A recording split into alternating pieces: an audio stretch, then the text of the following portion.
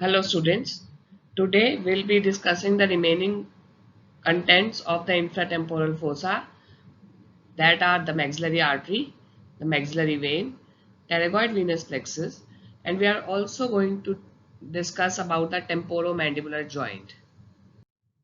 The learning objective of this lecture: at the end of this session, students should be able to describe the characteristic and branches of the maxillary artery and the clinical significance of the pterygoid venous plexus.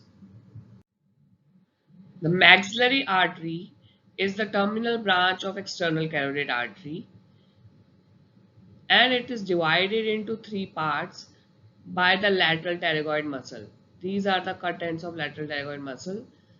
The artery, the maxillary artery, it may pass superficial or it may pass deep to the lower head of lateral pterygoid. So the external carotid artery is dividing into its two terminal branches at the level of neck of mandible. The terminal branches are the superficial temporal and the maxillary artery.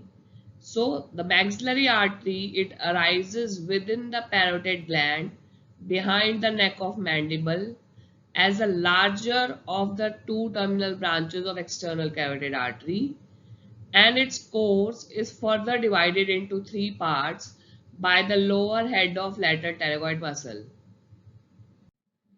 So the maxillary artery is divided by the lateral pterygoid muscle into three parts. The first part, also known as the mandibular part, is running deeper or medial to the neck of mandible. This is the neck of mandible, and it runs along the lower border of lateral pterygoid muscle.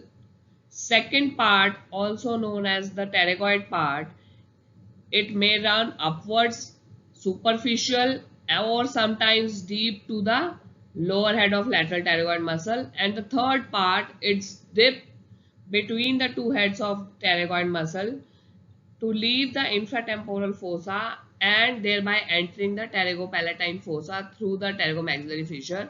The third part is also known as the pterygopalatine part. So if we see here, the first part, the mandibular part, is represented in green, is running medial or deep to the neck of mandible. Second part here is represented by the yellow color, is the pterygoid part, and the third is represented in blue, is the pterygopalatine part of the maxillary artery. The third part, it dips between the two heads of lateral pterygoid muscle and it leaves the infratemporal fossa, thereby entering the pterygopalatine fossa through the pterygomaxillary fissure. Talking about the branches of maxillary artery, several branches are given from all the three parts of maxillary artery. So branches arising from the first part of the maxillary artery are the middle meningeal artery. We have seen this artery. This branch is encircled by the auriculotemporal nerve, which has been discussed in detail in the previous lecture. So the middle meningeal artery, then the accessory meningeal artery, anterior tympanic branch, deep auricular artery, and the inferior alveolar artery. These are the branches which are derived from the first part of maxillary artery. If we talk about the middle meningeal artery, it enters the cranial cavity via the foramen spinosum and it supplies the dura and the skull. Accessory meningeal artery again is entering the cranial fossa via the foramen ovale and it supplies the semilunar ganglion of the fifth cranial nerve and it also supplies the dura mater. Anterior tympanic branch is arising within the parotid gland and it supplies the tympanic cavity and inner surface of the eardrum. Deep auricular branch is lies within the parotid gland again and it supplies the temporomandibular joint, external auditory meatus and the outer surface of the eardrum. The inferior alveolar artery is entering the mandibular foramen, and it supplies the lower teeth and gums, and it passes through the mental foramen and thereby becoming the mental artery. Talking about the branches of second part, the second part branches are the muscular branches, and they supply the muscles of mastication. This is the masseteric artery. These are the deep temporal vessels, the pterygoid branches, and the buccal branch. So branches of the second part are the muscular branches, and they supply the masseteric artery, the deep temporal arteries,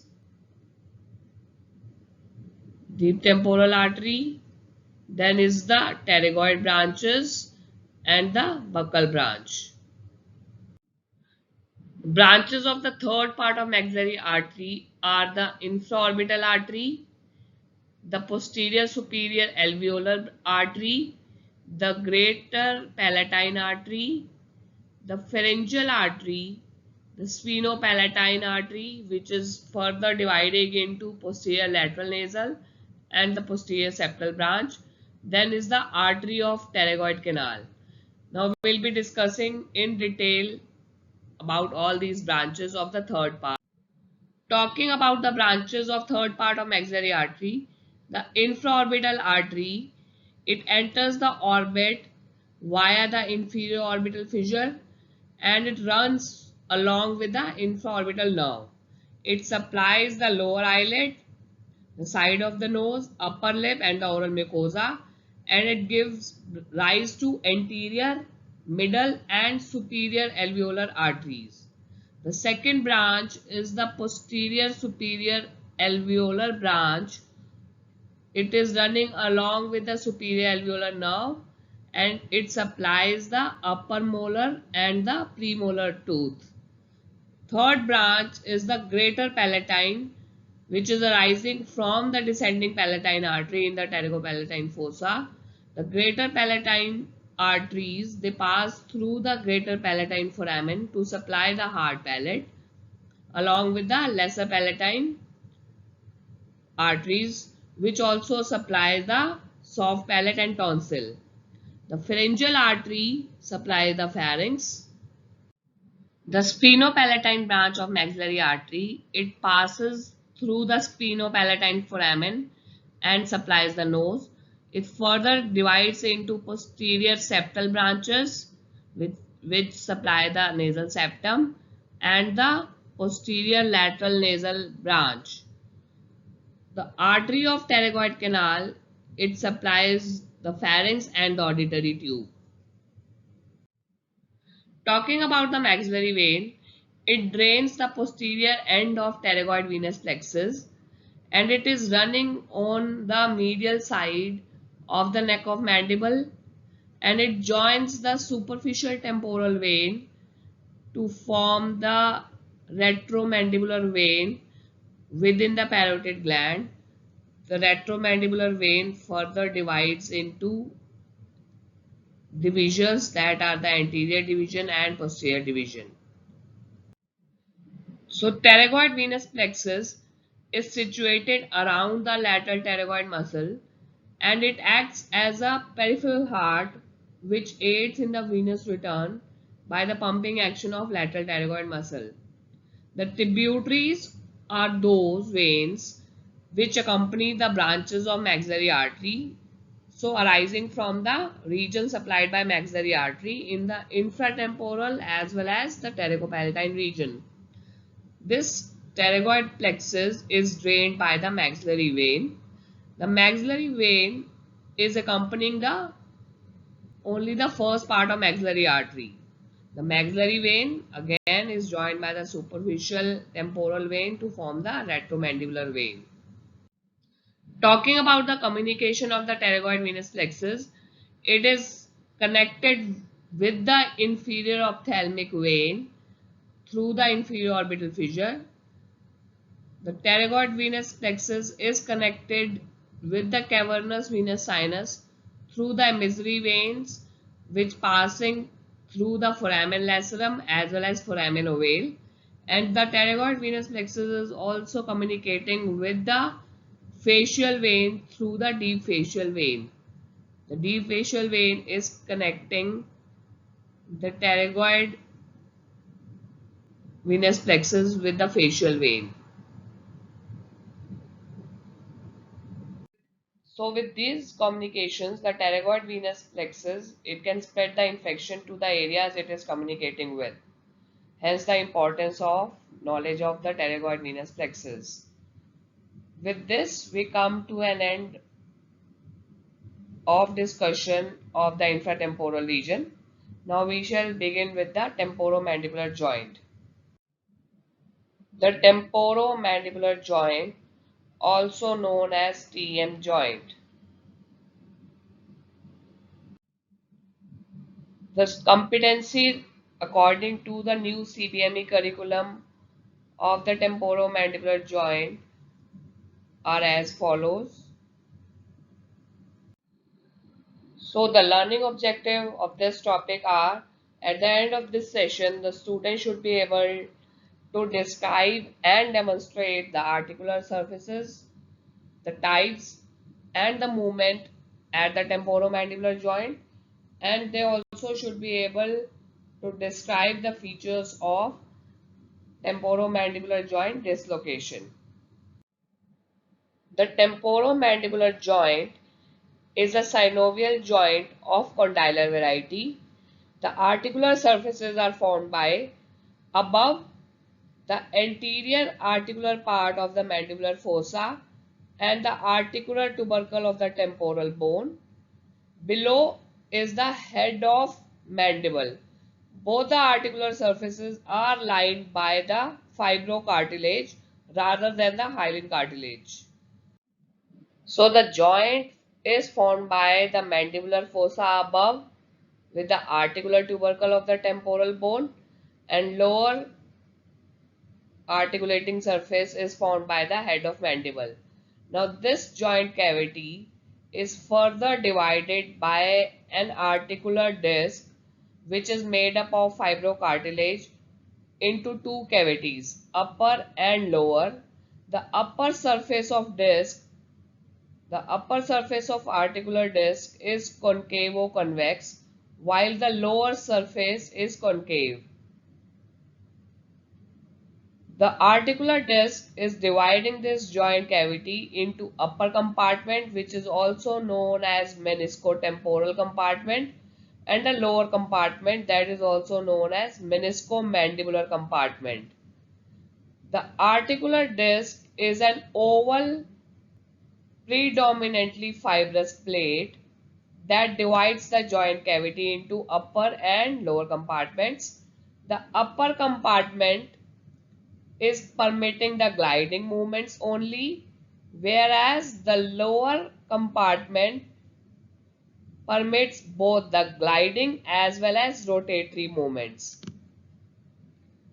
The articular disc, it acts as a cushion and helps in shock absorption. Also, the proprioceptive fiber present in the disc help to regulate the movement of the temporomandibular joint. So if we see about the attachment of the articular disc, the disc is gaining attachment at the periphery to the inner aspect of the capsule. In front, it is attached to the tendon of lateral pterygoid muscle, and also by the fibrous bands, it is gaining attachment to the head of mandible.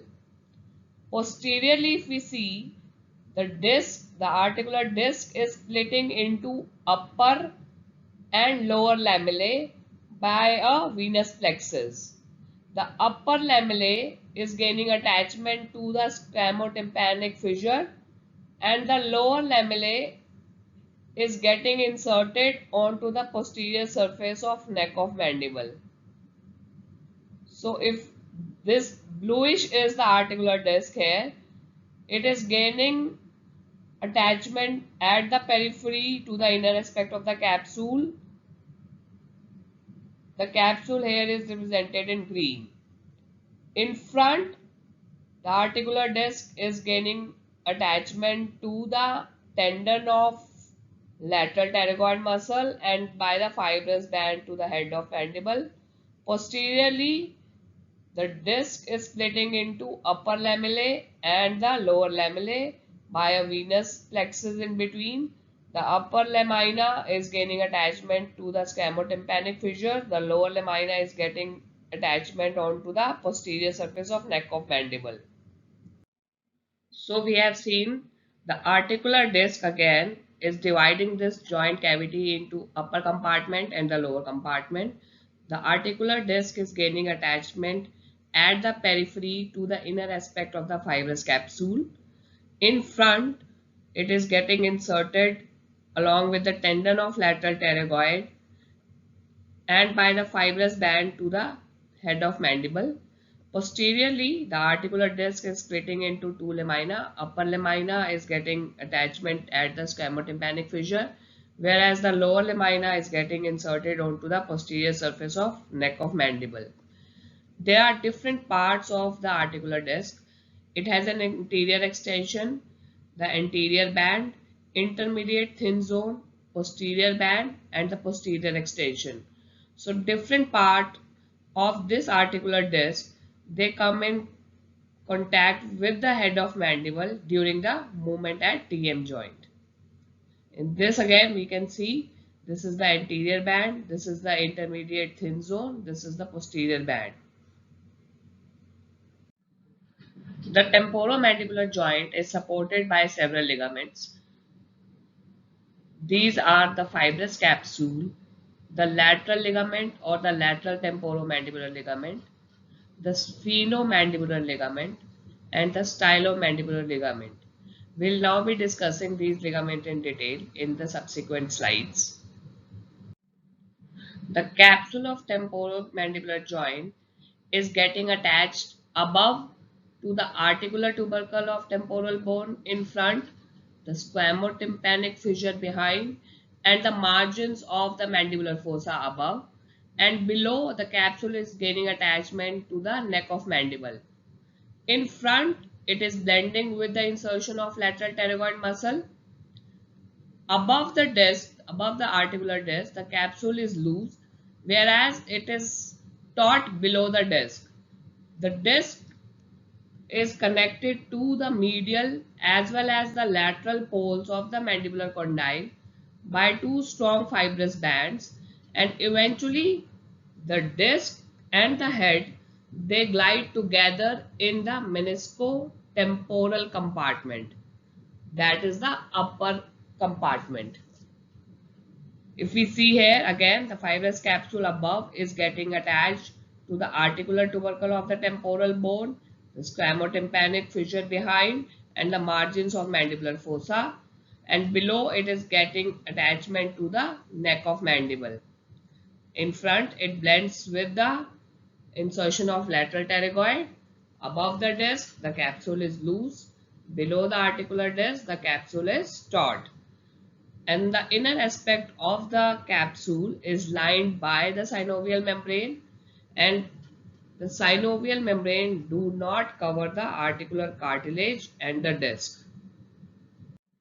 Now talking about the lateral ligament or the lateral temporomandibular ligament, it is the strongest ligament that supports the temporomandibular joint. The direction of fibers is running downwards and backwards from the tubercle on the root of zygoma to the lateral surface of neck of mandible. So the direction of fibers is downwards and backwards. They are arising from the tubercle on the root of zygoma to the lateral surface of neck of mandible. They are getting inserted. So it limits the movement of mandible in the posterior direction, thereby and hence it prevents the posterior dislocation of the temporomandibular joint. So this is the lateral ligament or the lateral temporomandibular ligament arising from the root of zygoma, getting inserted onto the lateral surface of neck of mandible. It is the one of the strongest ligament supporting the temporomandibular joint. The next ligament is the sphenomandibular ligament. As the name suggests, this ligament is gaining attachment above to the spinosphenoid and below it is getting attachment to the lingula. So the sphenomandibular ligament, and we have seen that this ligament is pierced by nerve to mylohyoid. Another ligament is the stylomandibular ligament. It is extending from the styloid process to the angle of mandible, and it is derived from the thickening of the deep cervical fascia, stylomandibular ligament. Then another ligament is the pterygomandibular raphe or the pterygomandibular ligament. It is arising from the pterygoid humulus to the posterior end of mylohyoid line of the mandible. So this is the pterygoid humulus. It is arising from here and it is getting inserted onto the posterior end of mylohyoid line. This is the mylohyoid line. This is the medial side. This is the lateral side. Posterior end to the pterygoid humulus is the pterygomandibular ligament. So if we discuss again or revise the ligaments, the capsule of temporomandibular joint, then is the lateral ligament, sphenomandibular ligament, stylomandibular ligament, and the pterygomandibular ligament. The temporomandibular joint receives its arterial supply by the maxillary artery and the superficial temporal artery, and the veins drain into the corresponding veins. Also, the nerve supply to the temporomandibular joint is through the auriculotemporal nerve and through the mesenteric nerve, which are the branches of mandibular nerve. So pain in the area that are supplied by the mandibular nerve may be referred to the temporomandibular joint. Now talking about the relations of temporomandibular joint, laterally the TM joint is related to the skin and the fascia, the parotid gland, and the temporal branches of the femoral nerve. So laterally, the TM joint is related to the skin and fascia, the parotid gland, and the temporal branches of the facial nerve. Medially, the tympanic plate separates the temporomandibular joint from the internal carotid artery, the spinosphenoid, with the upper end of sphenomandibular ligament, auriculotemporal nerve, and the cauda tympani nerve, along with the middle meningeal artery. If we again revise the medial relation of the joint, the tympanic plate is separating the temporomandibular joint from the internal carotid artery.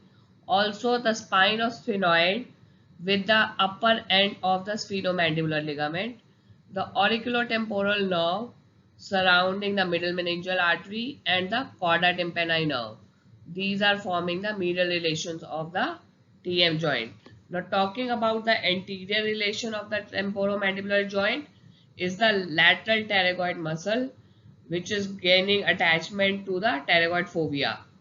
Also, the mesenteric nerve and the artery are coming in the anterior relation of the temporomandibular joint.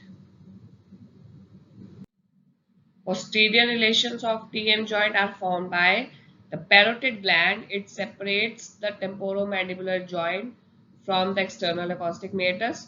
Also the superficial temporal artery and vein and the accompanying auriculotemporal nerve. These are coming in the posterior relation of the temporomandibular joint. The temporomandibular joint is related superiorly to the middle cranial fossa along with the middle meningeal vessels. Inferiorly, the TM joint is related to the maxillary artery and the maxillary vein.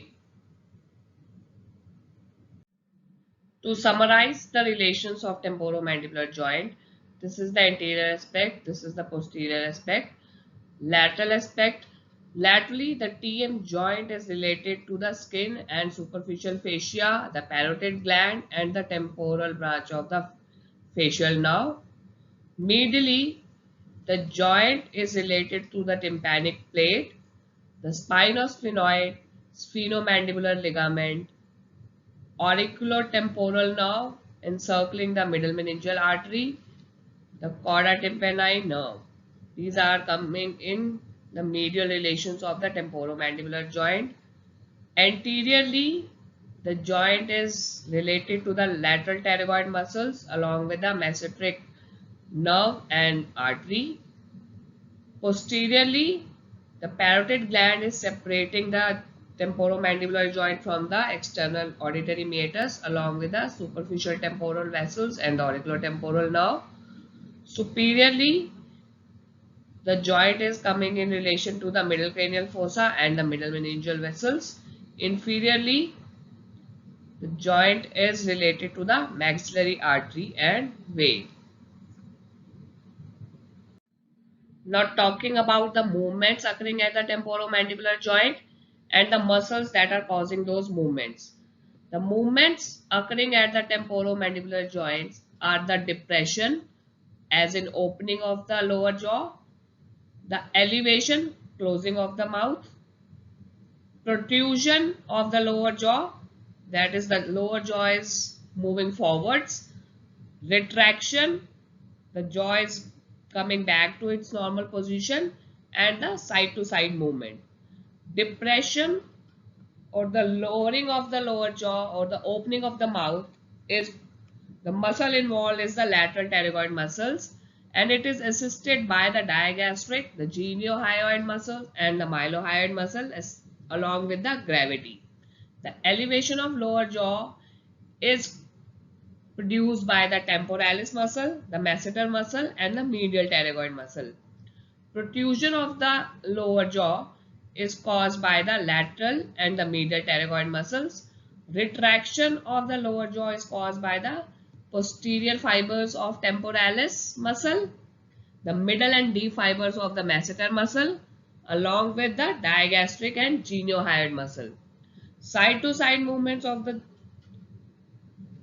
temporomandibular joint is produced by the medial and lateral pterygoid muscles acting alternately.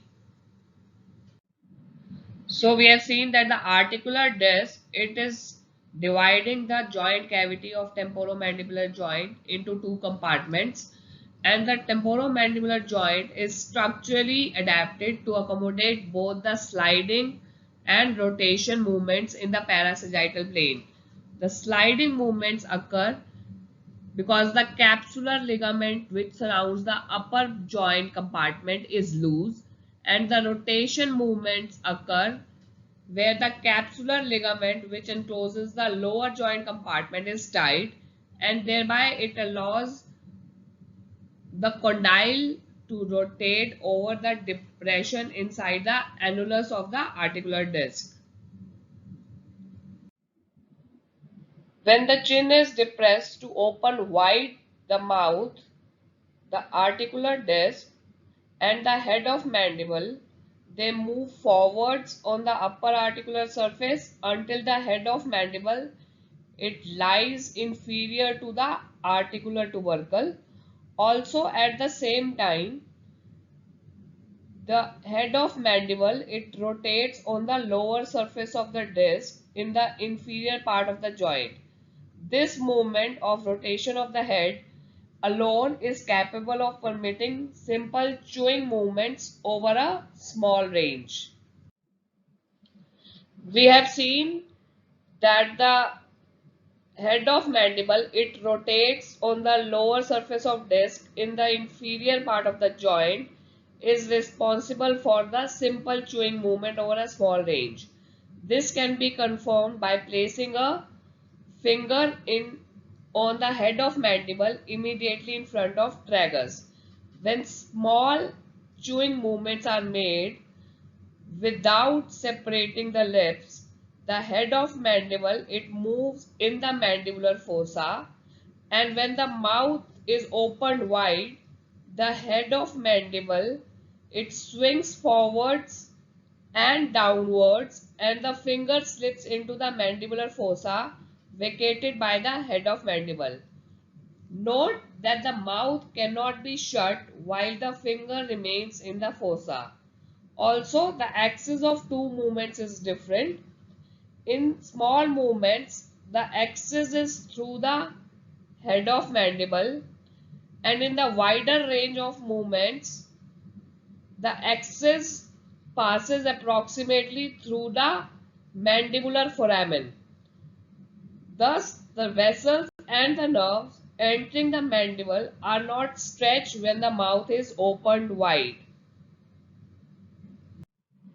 So if we see here, change in position of head during opening and closure of the mouth, the changing relationship between the head of mandible and the temporal bone.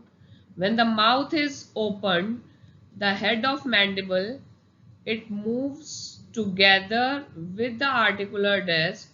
It slides forward on the articular tubercle, while the head of the mandible, it rotates on the disc. So if we see again, when the chin is depressed to open the mouth wide, the articular disc and the head of the mandible, they move forwards on the upper articular surface until the head of mandible, it lies inferior to the articular tubercle. Also, at the same time, the head of mandible, it rotates on the lower surface of disc in the inferior part of the joint, and this movement of rotation of the head of mandible alone is capable of permitting the simple chewing movements over a small range. When the small chewing movements are made without separating the lips, the head of mandible, it moves in the mandibular fossa, and when the mouth is wide open, the head of mandible swings forwards and downwards,